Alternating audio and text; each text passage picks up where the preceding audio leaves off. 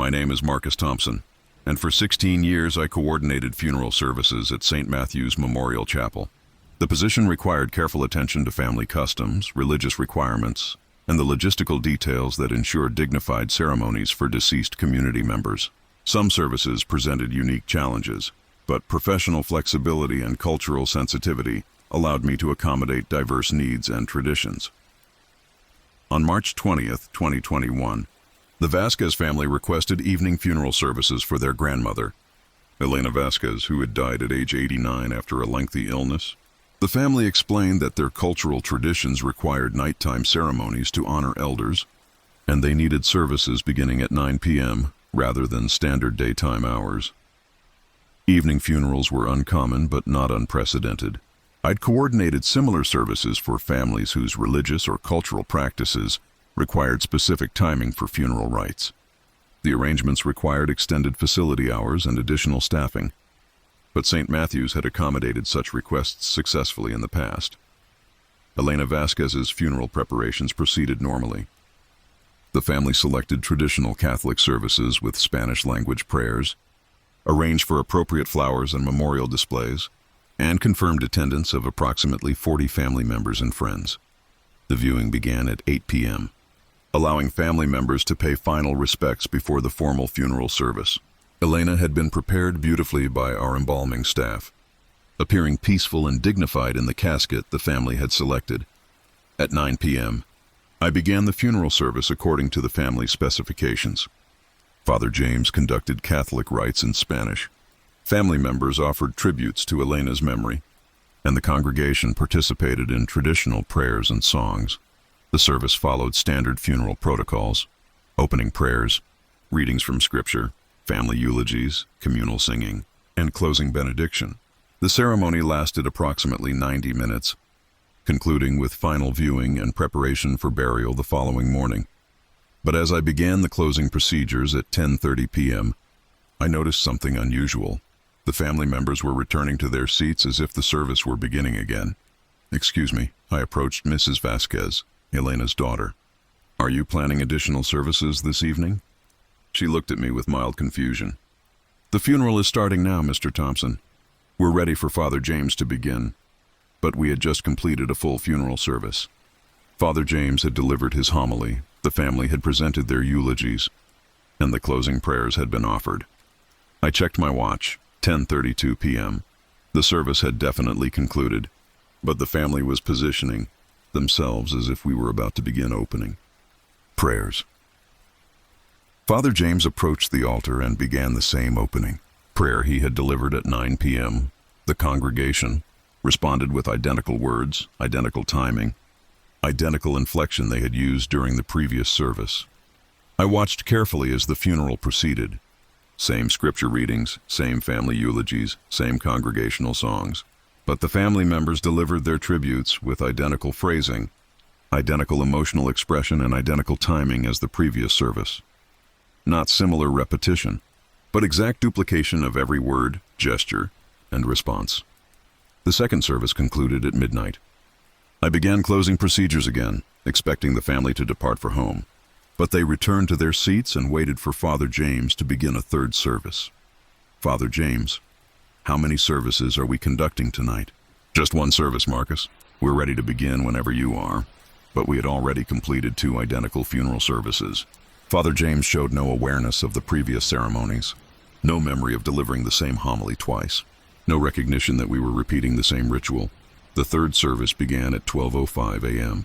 Identical prayers, identical readings, identical eulogies. But I noticed something disturbing.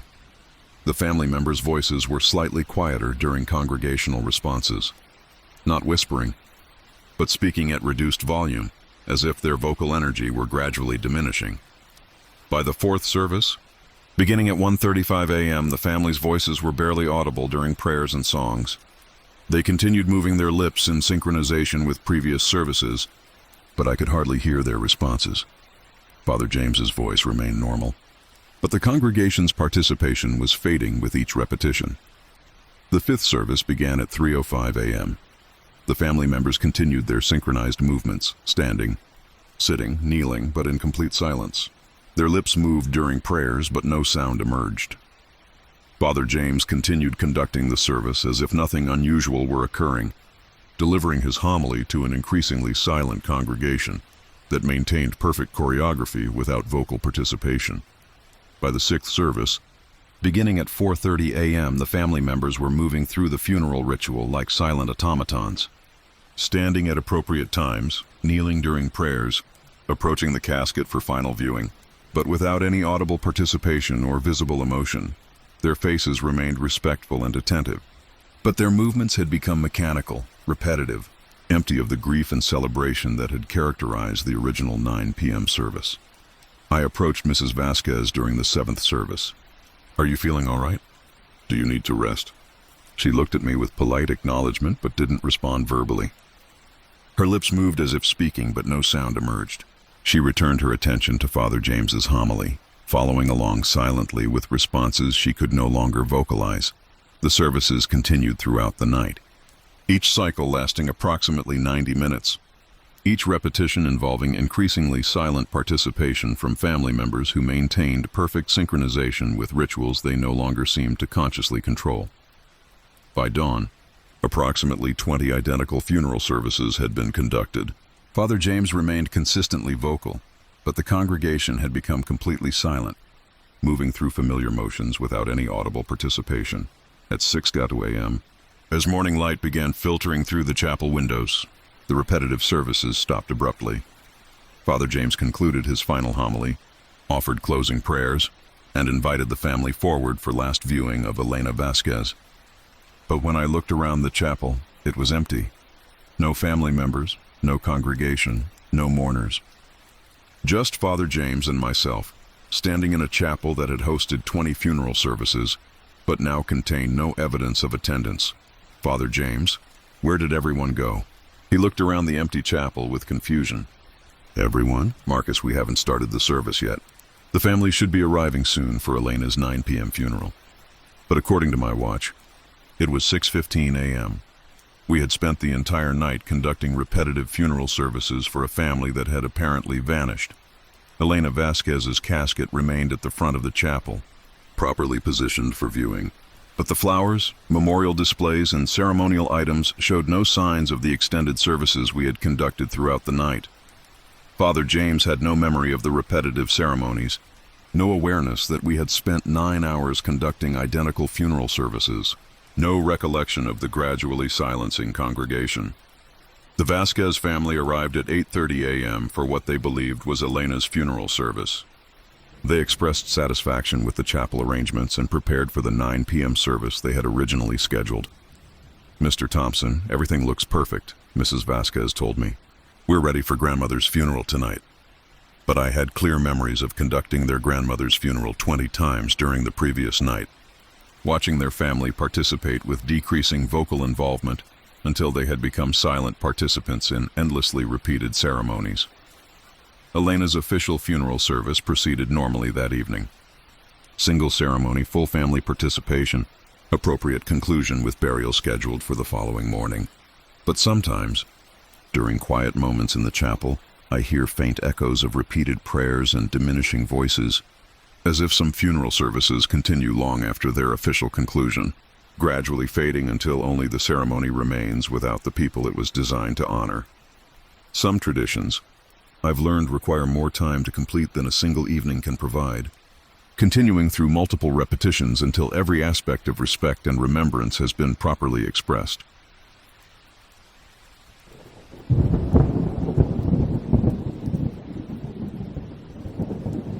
My name is Lisa Taylor, and for 8 years I worked night shift at Riverside Funeral Home. Night attendant duties included monitoring preparation areas, maintaining security, and ensuring proper preservation conditions for bodies awaiting services. The work required comfort with solitude and the routine responsibility of caring for the deceased during overnight hours. Funeral homes operate differently at night. Day shift handles family consultations, preparation procedures, and active service coordination. Night shift maintains quiet vigilance, monitoring systems, documenting conditions, and ensuring facilities remain secure until morning operations resume. Most nights were routine: temperature checks, security rounds, equipment monitoring, and the occasional administrative tasks that kept me occupied during the 12-hour shift. Bodies in preparation areas remained stable, cold storage systems functioned properly, and the facility operated with predictable mechanical precision. On April 8, 2020, we received the body of Harold Morrison, a 78-year-old man who had died from heart failure at Riverside General Hospital. Morrison was scheduled for preparation the following morning, with funeral services planned for later in the week. Standard procedure involved transferring Morrison to temporary holding in our preparation area, maintaining appropriate temperature conditions, and documenting his arrival for embalming staff. Routine intake that I'd performed hundreds of times without complications, but Morrison's case included an unusual request from his attending physician. Dr. Williams had asked us to maintain a heart monitor connection for 24 hours, explaining that Morrison's death had occurred during experimental treatment that required extended cardiac observation. It's purely precautionary, Dr. Williams explained when he delivered the monitoring equipment. Morrison is definitely deceased, but the research protocol requires continued cardiac documentation. I connected the heart monitor as requested, though the flatline reading confirmed what visual examination had already established. Harold Morrison was deceased, showing no vital signs or physiological activity. The monitor provided continuous electronic confirmation of cardiac cessation throughout the evening hours. No electrical activity, no heartbeat, no indication of any circulatory function. At approximately 2:30 a.m., while I was completing routine security rounds, I heard something from the preparation area that made me stop, the distinctive beep of cardiac monitor activity. I returned to check Morrison's monitor. Single heartbeat registered on the display. Brief electrical activity followed by return to flatline. Probably equipment malfunction or electrical interference from other systems in the facility. But as I examined the monitor, Morrison sat up on the preparation table. Not gradual movement or reflexive positioning.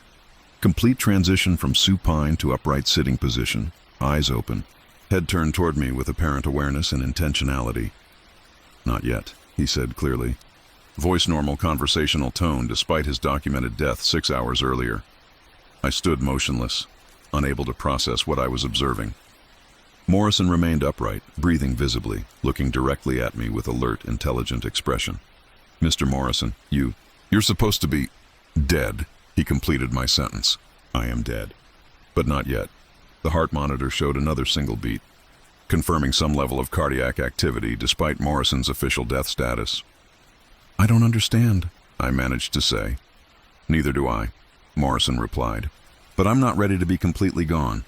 "Not yet." We looked at each other for several minutes, Morrison sitting upright on the preparation table, me standing in the doorway trying to understand an impossible situation. "Should I call someone?" I asked. "Who would you call?" "I'm dead according to every test. But I'm also talking to you. There's no protocol for this situation." Morrison was correct. I couldn't call medical emergency services for someone who was officially deceased. I couldn't contact family members to report their loved one was temporarily conscious. I couldn't explain to supervisors that a dead person was conducting coherent conversation. "What do you want me to do?" I asked. "Just sit with me for a while. I won't be able to do this much longer." I brought a chair and positioned it near Morrison's preparation table. We talked quietly for approximately 2 hours, about his life, his family, his concerns about death, and his confusion about his current condition. Morrison was articulate, emotionally appropriate, and completely aware of his situation. He understood that he had died, that his condition was medically impossible, and that his consciousness was temporary. "I can feel myself getting weaker," he told me around 4 a.m.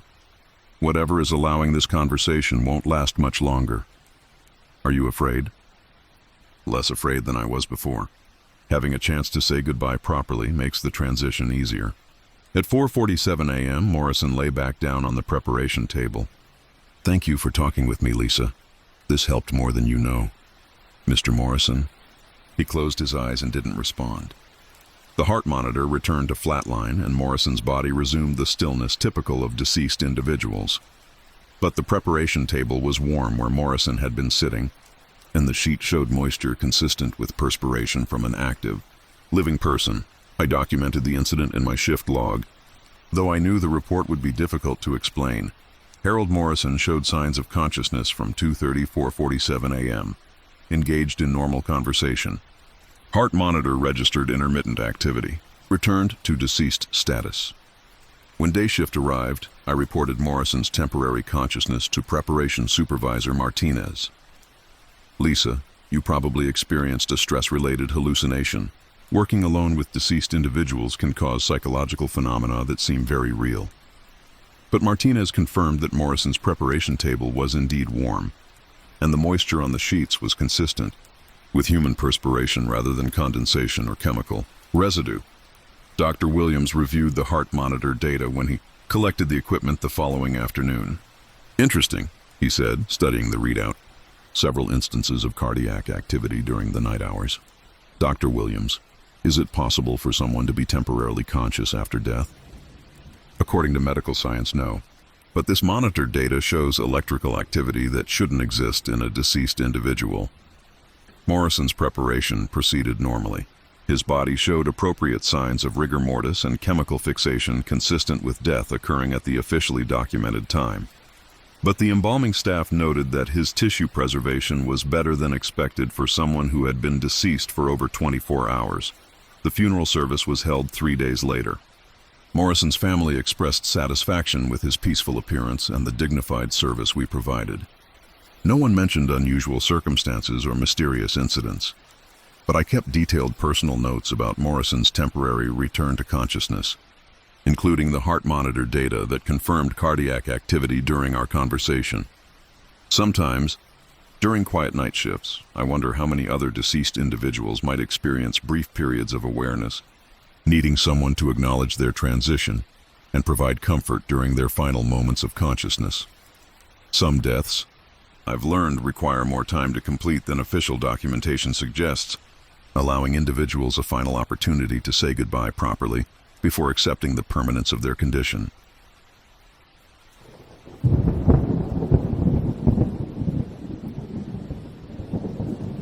My name is Robert Martinez, and for 13 years I worked as chief embalmer at Westside Memorial Services.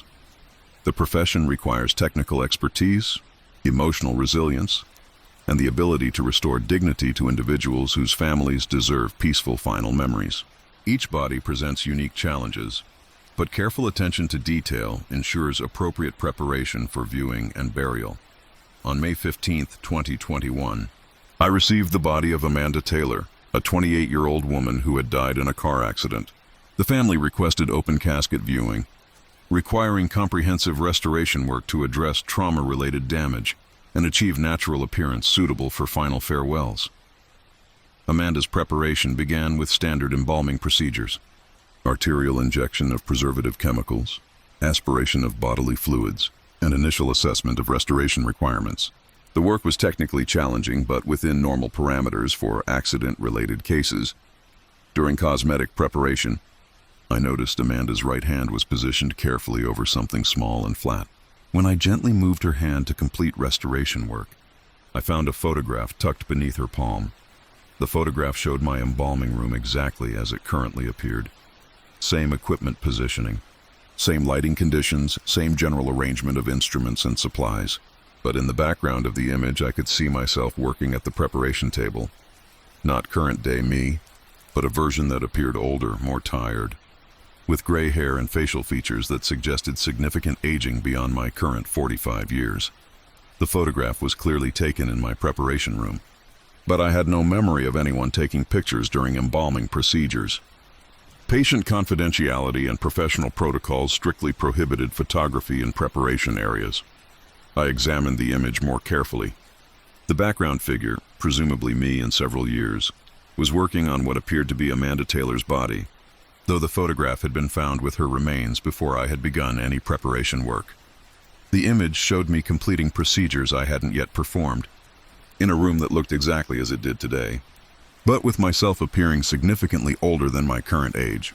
I turned the photograph over. Handwritten message in blue ink: "You'll remember this night. AC." The initials matched Amanda Taylor, though obviously she couldn't have written a message about events occurring after her death. I completed Amanda's preparation, achieving excellent restoration results that would provide her family with peaceful memories. But I kept the mysterious photograph, uncertain how to explain its existence or the impossible temporal implications it suggested. Amanda's funeral services proceeded normally. The family expressed gratitude for the dignified appearance I had achieved through careful preparation work. No one mentioned photographs or unusual circumstances related to her death, but I kept the image, studying it frequently and trying to understand how Amanda could have possessed a photograph showing her own embalming before the procedures had occurred. The photograph remained unchanged. Same preparation room, same older version of myself, same impossible documentation of events that existed in the future rather than the past. Over the following months, I began noticing subtle changes in my appearance that gradually aligned with the aged figure in Amanda's photograph. Increased gray hair, deeper facial lines, signs of fatigue that suggested years of accumulated stress from embalming work. By December 2021, my appearance closely resembled the background figure in the photograph Amanda had left beneath her hand. On December 18th, I received another car accident victim, Jennifer Davis, age 31, requiring extensive restoration work for open casket viewing. As I began preparation procedures, I experienced a moment of profound recognition. The positioning of Jennifer's body, the specific equipment I was using, and the general arrangement of my preparation room matched exactly the scene depicted in Amanda's photograph. I was recreating the exact moment captured in the image Amanda had somehow obtained 8 months before it occurred. I completed Jennifer's preparation with careful attention to detail, achieving appropriate restoration for family viewing. But throughout the process, I felt as if I were following a script written months earlier, performing procedures that had already been documented in Amanda's impossible photograph. The next morning, I found a second photograph in my preparation room, placed on my desk showing the same preparation room from a slightly different angle, with me working on Jennifer Davis's body in exactly the positions and activities I had performed the previous evening. This photograph showed me as I currently appeared, older, grayer, more fatigued than when I had first seen Amanda's predictive image. On the reverse, the circle completes itself. Thank you for your careful work, AC. I realized that Amanda Taylor had somehow provided me with documentation of my own future, showing me the accumulated effects of years spent in careful preparation of the deceased. But more than prediction, the photograph had served as guidance, ensuring that I approached each embalming with the attention to detail and professional commitment that families deserve during their times of grief. I kept both photographs in a locked drawer, evidence of temporal connections that transcended normal understanding of linear time and sequential events. Over the following year, my appearance continued aging at what seemed like an accelerated rate, as if the photograph had established a trajectory that my physical condition was following. But my preparation work improved significantly. Each body received meticulous attention, each family received dignified results, and each service reflected the professional standards that Amanda's photograph had somehow encouraged me to maintain. On May 15, 2022, exactly 1 year after Amanda's death, I found a final photograph in my preparation room. This image showed an empty embalming table, clean and prepared for the next individual requiring my services. On the reverse, your work here is complete. Time to rest. AC. I submitted my resignation the following week, citing health concerns and the need for retirement after 13 years of professional embalming service. But I kept all 3 photographs as evidence of a guidance system that operated beyond normal temporal boundaries, ensuring that funeral professionals maintain appropriate standards through mysterious encouragement from those they serve. Some photographs. I learned document not just moments that have occurred, but moments that must occur to maintain the dignity and professionalism that families deserve during their final farewells to loved ones.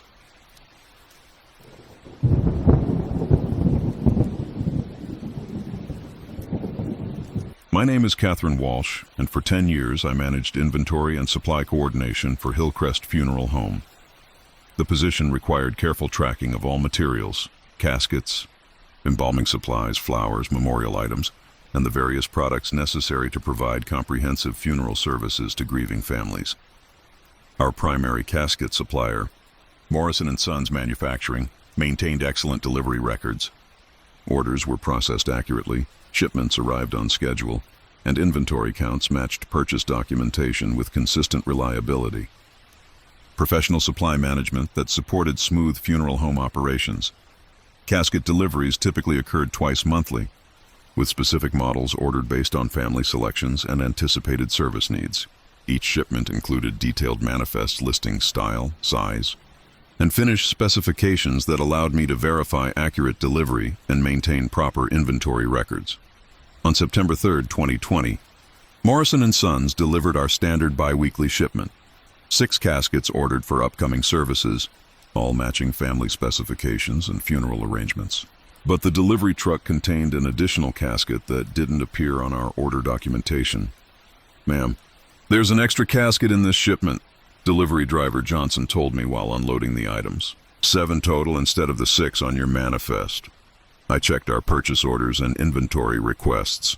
6 caskets ordered, 6 caskets needed for scheduled services. No documentation supported delivery of a 7th casket. The additional casket was unbranded. No manufacturer's markings, no style designation, no identification tags that would indicate origin or specifications. Plain hardwood construction, appropriate finish, but completely anonymous regarding source or intended purpose. "Johnson, this extra casket isn't on our order. Can you take it back to Morrison & Sons?" "Sorry, ma'am. Once we make delivery, return logistics have to be handled through your account representative. I just deliver what's loaded on the truck." I contacted Morrison & Sons customer service, reporting the delivery discrepancy and requesting return authorization for the unordered casket. "Ms. Walsh, our records show delivery of 6 caskets according to your purchase order," the representative replied after checking their system.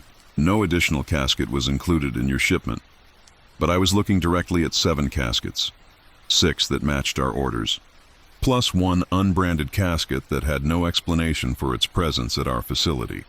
I documented the discrepancy in our inventory system and stored the extra casket with other unused supplies, intending to resolve the situation when Morrison & Sons account manager visited the following week.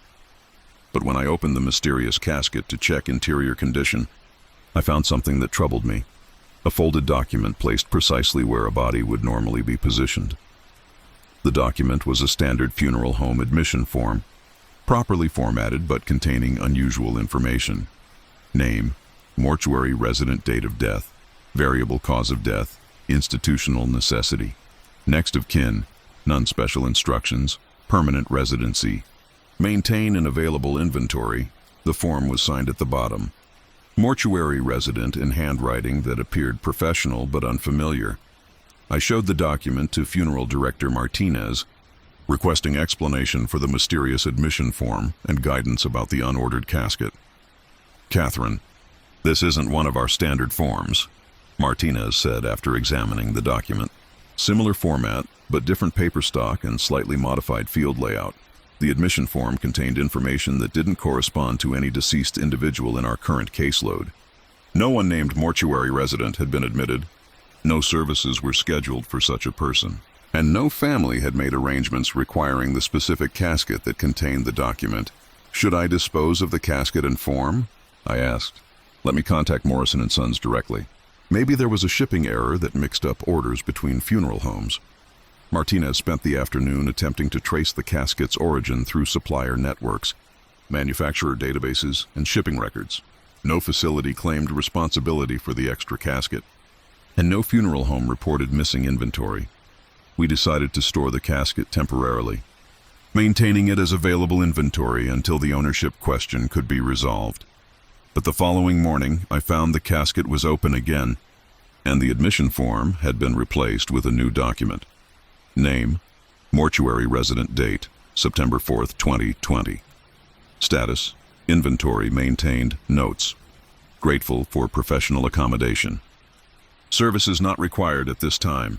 The new form was signed with the same handwriting, though I had closed and secured the casket the previous evening. Over the following weeks, I found new admission forms in the casket every few days, each documenting continued residency and expressing appreciation for our facility's accommodation. September 8th, thank you for maintaining appropriate storage conditions. September 15th, professional courtesy appreciated during facility inspections. September 22nd, Inventory management exemplary. No service needs at present. Each form was properly completed, professionally written, and signed by the mysterious mortuary resident who apparently viewed our facility as temporary housing, attempted to dispose of the casket by contacting charitable organizations that might accept donated funeral supplies. But every organization that picked up the casket returned it within 24 hours, claiming they'd received an empty container with no donation materials inside. Ms. Walsh, we appreciate the thought, but there was nothing in the casket you sent us, the representative from Catholic Services told me. Just an empty container. But I had personally verified that the casket contained the ongoing series of admission forms documenting the mortuary residents' continued presence. On October 15th, I decided to conduct overnight observation of the mysterious casket, hoping to understand how the admission forms were being replaced and who was creating the ongoing documentation. I positioned myself in the storage area with clear view of the casket from 11 p.m. until 6 a.m. At approximately 3:30 a.m., I observed something that challenged my understanding of inventory management principles. The casket opened by itself. Not dramatic movement, but gradual, smooth opening as if someone inside were gently lifting the lid. But the casket remained visibly empty. No occupant, no physical presence, no indication that anyone was inside the container. Yet a new admission form appeared on the interior fabric, written in the same professional handwriting I'd been finding regularly. October 16th. Overnight supervision appreciated. Ms. Walsh demonstrates excellent professional standards. Continued residency requested. The form was signed while I watched, though no hand or writing implement was visible during the documentation process. I approached the casket carefully. "Hello, is someone there?" No verbal response, but additional writing appeared on the admission form. Present, but not visible. "Thank you for maintaining appropriate facility standards." I conducted a brief conversation through written responses that appeared on the admission form. The mortuary resident expressed gratitude for professional accommodation, explained that temporary residency was necessary for reasons they couldn't fully communicate, and requested continued storage until their situation could be resolved. "How long do you need to remain here?" I wrote on a separate paper. "Until someone needs the casket more than I do. When a family requires this specific container, I will relocate to alternative accommodations." On November 30th, the Patterson family selected our mysterious casket for their father's funeral services. When I opened the container to prepare it for their use, I found one final admission form. December 1st. Residency concluded. Thank you for professional hospitality. Container available for Mr. Patterson's services. Mortuary resident. The casket was subsequently used for Mr. Patterson's funeral without complications. The family expressed satisfaction with their selection, and the service proceeded with appropriate dignity. But sometimes, when I manage inventory late at night, I notice caskets that open slightly on their own, as if someone were checking to ensure professional standards are being maintained. Some funeral supplies, I learned, serve purposes beyond their manufactured specifications, providing temporary accommodation for residents who require professional storage facilities but cannot officially register for standard services.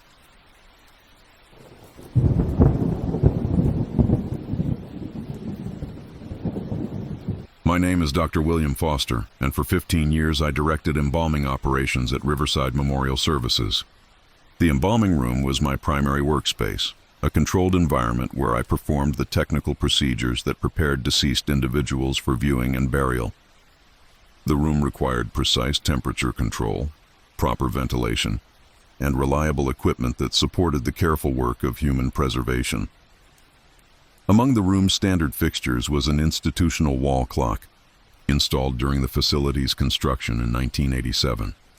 The clock maintained accurate time, operated quietly, and provided the chronological reference necessary for documenting embalming procedures that required precise timing for chemical applications and preservation protocols. For 14 years, the clock functioned without problems. Standard battery replacement, occasional cleaning, routine maintenance that kept the timepiece accurate and reliable. But in October 2019, the clock began exhibiting behavior that disrupted my documentation procedures and challenged my understanding of mechanical reliability. Every night at exactly midnight, the clock would stop. Not slow down, not lose accuracy, complete cessation of all movement, with hands frozen at 12. Regardless of when the stoppage actually occurred, the clock would remain motionless throughout the night hours, resuming normal function at dawn when first light appeared through the embalming room windows. But instead of showing the accumulated hours between midnight and sunrise, the clock would display 6 a.m. as if no time had passed during the overnight period. Initially, I attributed the phenomenon to battery failure or mechanical problems common in older institutional equipment. I replaced the battery, cleaned the mechanism, and requested maintenance evaluation from our facility services contractor, Dr. Foster. This clock tests normal in all respects, maintenance technician James reported after comprehensive examination. Good battery, clean contacts, proper mechanical function. Should keep accurate time indefinitely, but the midnight stoppage continued nightly. Precisely at 12 hours, the clock would cease movement, resume at dawn, and skip the intervening hours as if they hadn't occurred. The phenomenon created documentation problems for my embalming work. Procedures performed during overnight hours couldn't be accurately timed. Chemical application schedules became difficult to maintain, and my professional records lacked the precise chronological information required by state regulations. I brought a backup timepiece into the embalming room, positioning it beside the wall clock to maintain accurate time reference during overnight procedures. But the backup clock exhibited identical behavior, stopping at midnight, resuming at dawn, skipping the night hours. Both clocks functioned normally during daytime hours, maintaining accurate time throughout all daylight periods. But once midnight arrived, both timepieces would cease movement until morning light restored their function. I consulted with Dr. Martinez, our facility's technical director, about the unusual clock behavior and its implications for proper procedure documentation.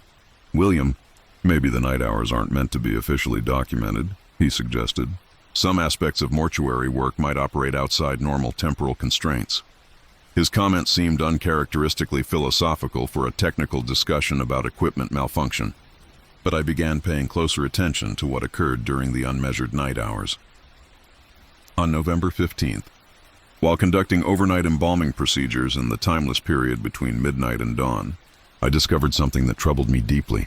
Additional notes and case files, written in handwriting I didn't recognize.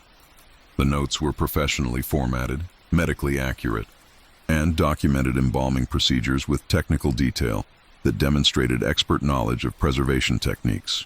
But I hadn't written them, and no other staff members had access to case files during overnight hours. Patient Morrison, chemical distribution excellent, tissue preservation optimal. Additional arterial injection recommended for enhanced circulation. Cosmetic work proceeding appropriately. The observation was accurate and clinically appropriate, but written in handwriting that didn't match my documentation style or that of any embalmers at our facility. More notes appeared in subsequent case files, always during the unmeasured midnight hours when the clocks remained stopped. Patient Taylor, restoration work achieving natural appearance. Family will find results comforting. Continue current procedures. Patient Williams, difficult case requiring specialized techniques. Dr. Foster's expertise evident in quality results. Professional standards maintained. Each note began with the same phrase, "The hours belong to us." The handwriting varied between cases, suggesting multiple individuals were contributing to the documentation. But all notes demonstrated comprehensive understanding of embalming procedures and professional appreciation for quality mortuary work.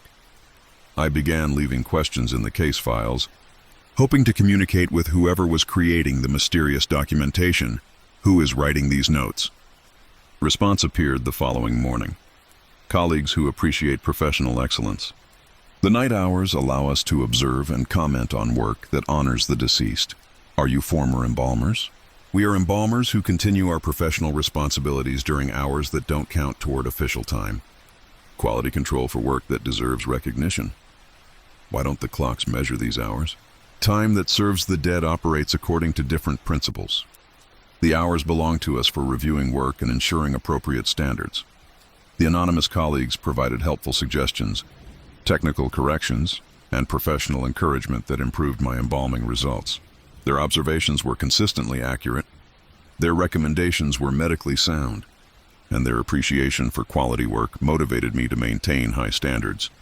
But they existed only during the unmeasured hours between midnight and dawn. When institutional clocks ceased their temporal accounting, I attempted to stay awake during entire night periods, hoping to observe the mysterious colleagues while they reviewed my work and created their documentation. But despite multiple attempts, I would invariably fall asleep around 2 a.m. and wake at dawn to find new notes in the case files. The notes would reference specific procedures I had performed during my unconscious hours, detailed observations of work I couldn't remember completing, and technical assessments of embalming results I had apparently achieved while sleeping. December 3rd, Dr. Foster completed excellent restoration work on patient Davis during the 234-hour period. Facial reconstruction achieved natural appearance despite significant trauma. Professional expertise evident throughout procedure. But I had no memory of working on patient Davis during overnight hours, and I couldn't recall performing the detailed reconstruction work described in the anonymous notes. On December 20th, I installed a video camera in the embalming room, hoping to record whatever occurred during the unmeasured midnight hours. But when I reviewed the footage each morning, the camera showed only empty workspace from midnight to dawn, with no evidence of activity or presence. Yet the anonymous notes continued appearing, documenting work that apparently occurred during hours the camera couldn't capture. December 21st. Video surveillance ineffective during non-temporal hours. Dr. Foster's work continues achieving excellent results. Camera documentation unnecessary when professional colleagues provide direct observation. Realize that the midnight to dawn period operated according to principles that transcended normal documentation methods, allowing former embalmers to continue their professional oversight responsibilities during hours that existed outside measurable time. The quality of my work improved significantly under their anonymous guidance. Families expressed greater satisfaction with embalming results. Restoration work achieved more natural appearances, and my professional reputation enhanced due to consistently excellent outcomes. On March 15, 2020, I found a comprehensive evaluation in my case files. Dr. Foster has demonstrated exceptional professional growth during our collaborative period. His work now meets the highest standards of mortuary excellence. Our oversight will continue, but documentation will be reduced as his expertise no longer requires intensive guidance. The hours belong to us, but the quality belongs to him. The anonymous notes became less frequent after that evaluation, appearing only for particularly challenging cases that required specialized techniques or unusual procedures. But the clocks continue stopping at midnight, resuming at dawn, and skipping the hours when former embalmers conduct their quality reviews of work that honors the deceased through professional excellence. Some timekeeping, I learned, serves different purposes than official documentation, allowing dedicated professionals to continue their commitment to quality standards during hours that exist specifically for perfecting the work that provides dignity to the dead and comfort to the living.